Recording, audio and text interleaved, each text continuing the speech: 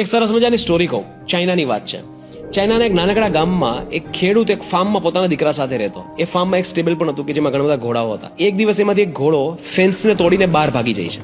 એટલે આજુબાજુના નેબર્સ આવીને એવું કહે છે કે સચ એ બેડ લક, જતો રહ્યો એક ઘોડો તમારો. એટલે ખેડૂત એમ કહે છે કે જેવી ભગવાનની ઈચ્છા, મને નથી ખબર ગુડ લક ઓ બેડ લક. 2-3 દિવસમાં એ ઘોડો પાછો આવે છે અને પોતાની સાથે 2-3 બીજા જંગલી ઘોડાને લઈને આવે છે. એટલે સ્ટેબલની સાઇઝ વધી ગઈ. તો પાડોશીઓ કહેવા માંડ્યા કે યુ આર સો લકી, તમારો ઘોડો જતો રહ્યો અને પાછા 2 નવા ઘોડાને લઈને આવ્યો. ખેડૂતે કહ્યું ભગવાનની ઈચ્છા, I don't know good luck or bad લક.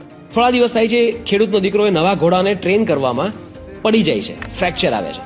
વળી પાછા પડોશી આવીને કહે છે કે આ નવા ઘોડા આવ્યા એટલે તમારા બાળકને ફ્રેક્ચર થયું, સચ એ બેડ લક. ખેડૂત કહે છે ના મને કંઈ એવું નથી લાગતું, જેવી ભગવાનની ઈચ્છા, good or bad I don't know.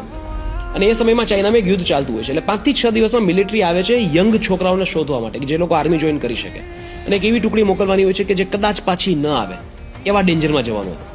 અને જ્યારે આર્મીની ટુકડી આવે છે ત્યારે જોવે છે કે આ છોકરાનો તો ફ્રેક્ચર છે, એટલે જતા રહે છે. ફરી પાછા પડોશી આવે છે, પણ આ વખતે કંઈ બોલતા નથી. ખેડૂત પણ કંઈ બોલતો નથી, કારણ કે એને બોલવાની જરૂર જ નથી. એટલે ઘણીવાર છે ને આપણને એવું લાગે કે આપણા જીવનમાં જે કંઈ થાય છે એ ગુડ લક છે કે બેડ લક છે. ના, વી આર ટેરિબલ જજ ઓફ આર પ્રેઝન્ટ મુમેન્ટ. આપણને ખબર જ નથી કે જે અત્યારે આપણી સાથે થઈ રહ્યું છે આપણા સારા નસીબ છે કે ખરાબ નસીબ છે. બધું ભગવાન નક્કી કરે છે, એના પર છોડી દો એકવાર. The biggest disasters could be the biggest opportunities for you to explore sum